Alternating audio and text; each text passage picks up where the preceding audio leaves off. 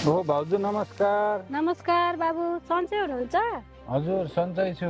अनि सुमित्रा खोइ त भाउजू? नानी त अस्ति नै घर गइसक्नु भयो नि त। अनि सुमित्रा घर चाहिँ कहाँ हो नि भाउजू? यही सुन्दर बस्ती हो। ए ल हुन्छ भाउजू, अहिले म जान्छु है। ल हस्, नमस्कार। ल भाउजू।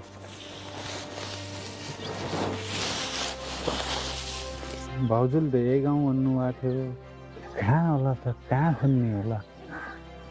सुमित्रा, नवीन तिमीलाई खोज्दै खोज्दै आएको नि। जाउँ यिनीहरू भित्रै बसेर कुरा गरौँ। जाऊँ त।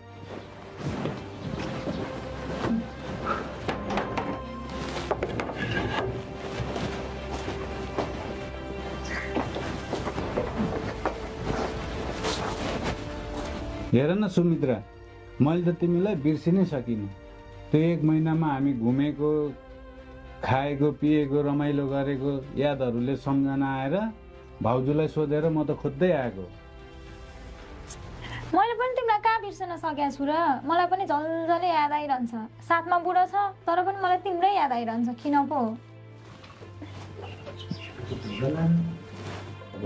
सुमित्रा, सुमित्रा, बुढा अफिसबाट आएको।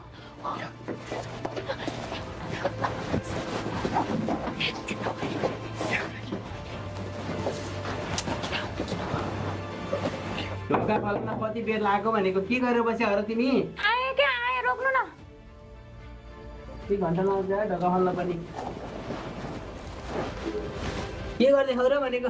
तेरिका हेलो, कति बेर लाग्यो र ढोका फल्न पनि? कस्तो बेर लाग्यो नि भनेको? किन रिसाएको के तिमी? अनि 1 घन्टा लाग्छ त ढोका फल्न पनि? अनि कपडा मिलाउँदै थिएँ, त्यही भएर हो नि त। अनि